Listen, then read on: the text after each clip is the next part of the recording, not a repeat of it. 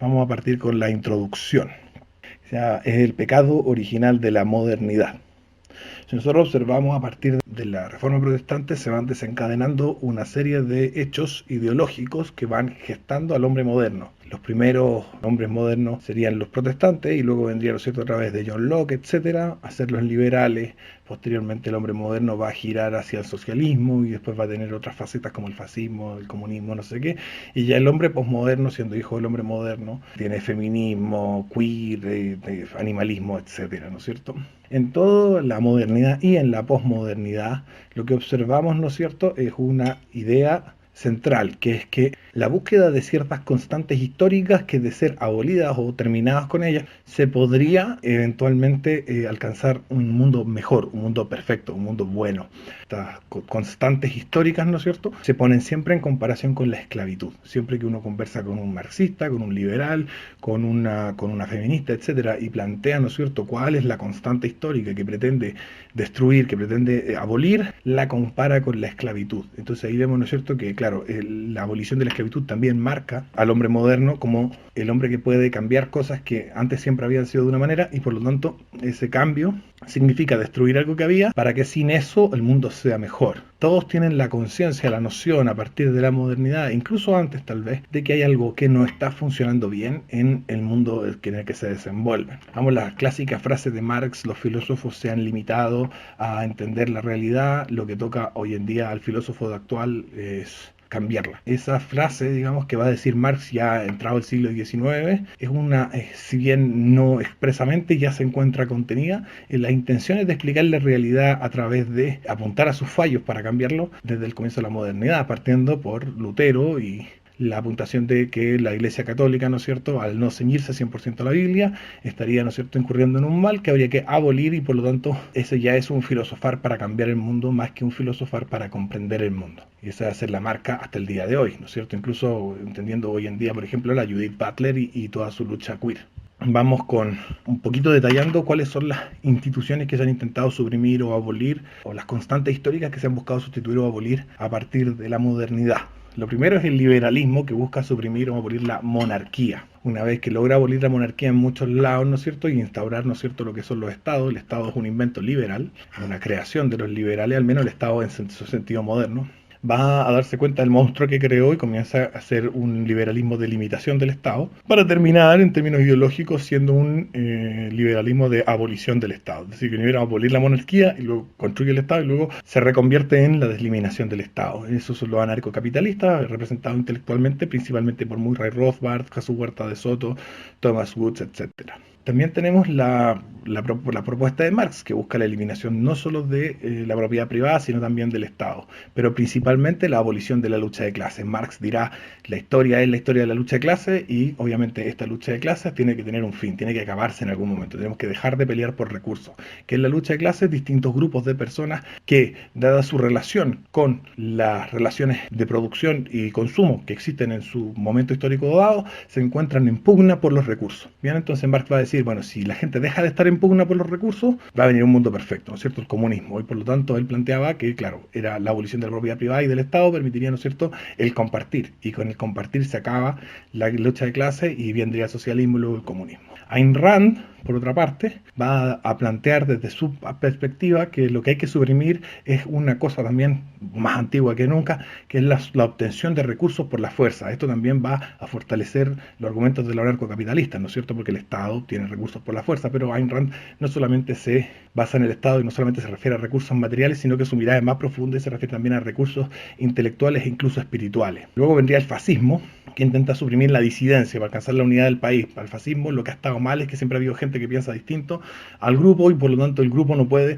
alcanzar su máximo potencial al tener que aguantar y soportar y tolerar la disidencia. En el anarquismo, nuevamente tenemos la supresión del Estado burgués, liberal, moderno. En el nazismo tenemos la supresión de la usura y la banca, por lo tanto de quienes la practican históricamente, que son los judíos. Por lo tanto vemos que el nazismo lo que busca, ¿no es cierto?, es acabar con el interés sobre el dinero, crean esta cuestión estúpida del patrón trabajo, etcétera, unas cosas que buscan, ¿no es cierto?, la supresión de la banca y la usura, y por lo tanto terminan, ¿no es cierto?, cometiendo este exterminio masivo a los judíos para precisamente acabar con la usura y la banca, ya que la ven como un componente biológico de los mismos judíos. El feminismo plantea que la constante histórica a abolir, a destruir, a suprimir es el patriarcado, ¿no es cierto? La idea de que los valores masculinos se han encontrado siempre en supremacía en el ámbito poder respecto de los valores femeninos. Los valores femeninos han tenido una tarea subalterna y las mujeres que han querido digamos, gobernar o tener cierta poder, importancia en los ámbitos del poder, han tenido que adquirir características masculinas. Por lo tanto, se revela contra eso. Ese sería el patriarcado. La teoría queer busca destruir la heteronorma, la idea de que los hombres son hombres que se acuestan con mujeres y las mujeres son mujeres que se acuestan con hombres, para establecer, ¿no es cierto?, que cualquiera se puede acostar con cualquiera y con cualquier cosa. Y de esa forma el mundo sería obviamente mejor. Luego vendría, a partir de la teoría queer, de la teoría feminista y de la teoría marxista, además del animalismo, que busca eliminar el especismo, la idea de que los seres humanos somos distintos del resto de los animales, o el indigenismo, ¿no es cierto?, la idea de que las culturas de los indígenas son inferiores a la cultura occidental, etcétera. Van a crear este monstruo a suprimir ya súper construido, digamos, como los Power Rangers, cuando se convertían todos los robots en uno solo. Se arma el heteropatriarcado capitalista, ¿no es cierto?, o el heteropatriarcado especista capitalista, eurocéntrico, neocolonialista, ya así para ponerle todas las piezas al Transformer. Entonces vamos a hacer todo esto tiene que ver con introducirnos al tema. No hemos entrado y probablemente en el primer audio no logremos entrar en el tema central, que es la violencia, el miedo y el poder. En la modernidad, entonces, lo que vemos es ese intento por suprimir constantes históricas, o lo que se interpreta como constantes históricas, proviene, ¿no es cierto?, de la idea moderna de que existe una supremacía de la razón, y por lo tanto entra en decadencia la idea del ser humano como animal, a pesar de que se afirma a partir de la modernidad con Darwin y otros pensadores de que el ser humano efectivamente es un animal. Al mismo tiempo se intenta negar esa condición, es una realidad que molesta, y por lo tanto, si nosotros vemos qué es lo que es el ser humano, nosotros nos encontramos primeramente con que es un animal. ¿Animal de qué tipo? Entonces yo hice mi interpretación, digamos, de lo que es el ser humano en base a Tomás de Aquino, Aristóteles, Ayn Rand, etcétera, que sería la siguiente. El ser humano es un animal primeramente espiritual. Está dotado de características espirituales como son la razón, los sentimientos y las emociones, que son básicamente reverberaciones, son reminiscencias del divino creador que lo ha creado a su imagen y semejanza, y por lo tanto tiene un componente divino. El ser humano no es Dios, pero tiene un componente divino, tiene algo de Dios en él. A través del pecado original se adquiere la conciencia volitiva, se adquiere la capacidad de tomar decisiones buenas y malas, el árbol del conocimiento del bien y del mal. Es decir, elegir cosas buenas o elegir cosas malas, y nos volvemos animales morales. A través de volvernos animales morales se desarrolla la ética, la estética y las relaciones, y nos convertimos en un animal político-social, es decir, un animal que tiene una implicancia moral respecto de los otros y respecto de la realidad material. Cualquier supresión de las constantes históricas implica la supresión de un aspecto de la naturaleza del ser humano. Los seres humanos no dejan de ser animales, y por lo tanto las cosas que han hecho durante toda la historia de la humanidad las han hecho porque son connaturales a su especie, a calidad de animales que tenemos. Eso es algo que hay que repasar. Por lo tanto, la utopía no puede lograrse, la utopía no es conseguible, porque si buscásemos la utopía tenemos que suprimir alguna parte o todas las partes de nuestra animalidad. Vamos a hablar ahora un poquito de la violencia y el miedo antes de terminar este primer audio de la saga. Todas las sociedades poseen marcos normativos basados en la violencia y el miedo. Siempre ha habido leyes que, si no las cumples, te cortan una mano, te apedrean o te meten en una jaula, como se hace hoy en día, ¿no es cierto? Se encierran en la cárcel. No existe una sociedad humana que no haya tenido sus marcos, y mientras sigamos siendo animales de esta especie, nos seguiremos portando como tal. Eso es connatural al ser humano. Y todas las cosas que nosotros observamos, ¿no es cierto?, como variantes a suprimir por parte de los pensamientos modernos, son marcos que dependen de violencia y miedo. La propiedad privada, el Estado, la monarquía, el patriarcado, la usura, la banca, la disidencia, la obtención de recursos por la fuerza, el más claro incluso. Es decir, busca suprimir una condición que es connatural al ser humano, que nuestras sociedades, para poder existir, se basan en un miedo que está respaldado por una violencia real, que no siempre se materializa, pero que se encuentra ahí para generar ese miedo que permite que la norma se cumpla. La formalidad de estos marcos normativos depende de su nivel de maduración en la historia. Van en el tiempo, estos marcos normativos que se asientan, digamos, a través de la violencia y el miedo, van alcanzando una formalidad, es decir, una forma específica, predecible, predecible, ordenada, una institucionalidad también, que va a madurar con el tiempo, no es instantáneo.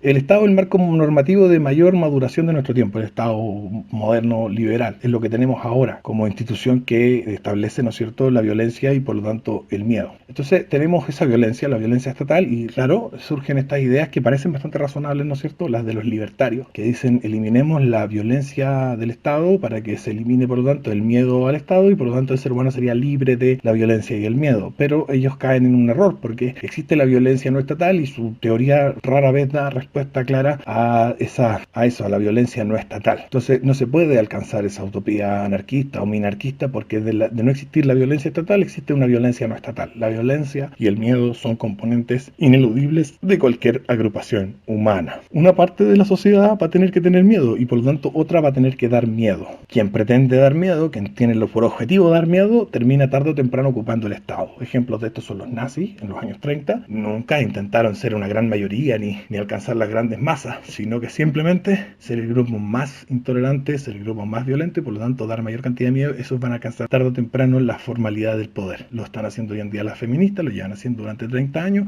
han ido alcanzando mayores tasas de poder formal dentro del Estado, con ministerios, con juzgados, con departamentos propios en casi todos los países del mundo que les permiten, ¿no es cierto?, ejercer su violencia y por lo tanto difundir el miedo. Cualquiera que critique los postulados del feminismo queer, en este caso por ejemplo vamos a tener a la Patti Maldonado y su último asunto con el señor Daniela Vega, se va a encontrar con la violencia de las feministas a través usando el Estado ya como instrumento porque ya maduraron y por lo tanto se va a difundir, ¿no es cierto?, se va a generar como una ola de conocimiento cultural en forma de miedo, en el que las personas dicen no puedo decir esto porque tengo miedo de que me funen, de que me hagan un juicio, incluso hoy en día, de que me lleven a la cárcel, de que me pasen una multa, de que me censuren.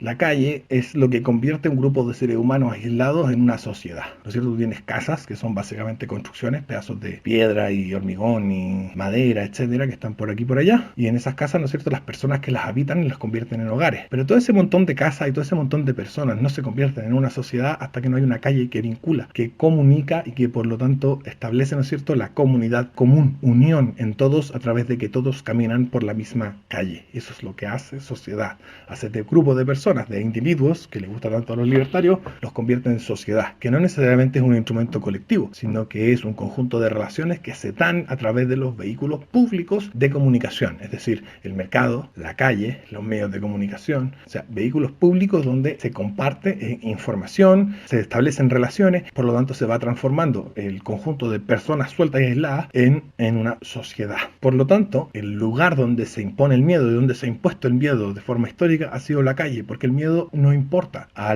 comporta a la persona como individuo, sino que comporta a la persona como sociedad. El miedo necesita que ese miedo sea socializado, es decir, que sea asumido por toda la sociedad y para eso necesita una cierta espectacularidad que se da en los ámbitos del espacio social. Cuando me refiero a calle, no solamente me refiero a la calle como espacio físico, sino que me refiero a cualquier vehículo de construcción de la sociedad. Medios de comunicación también son calle, el mercado también es calle. El próximo audio vamos a hablar de los tipos de poder que emanan del miedo, los grados de formalidad que tienen estos tipos de poder, cómo el miedo lleva al silencio, por qué la lucha física precede la lucha cultural, la importancia, por lo tanto, de discernir entre el bien y el mal, cómo se institucionaliza el miedo, cómo debe estar orientada la propaganda de un grupo político que pretende dar miedo, y conclusiones respecto a la situación actual de Chile, etc.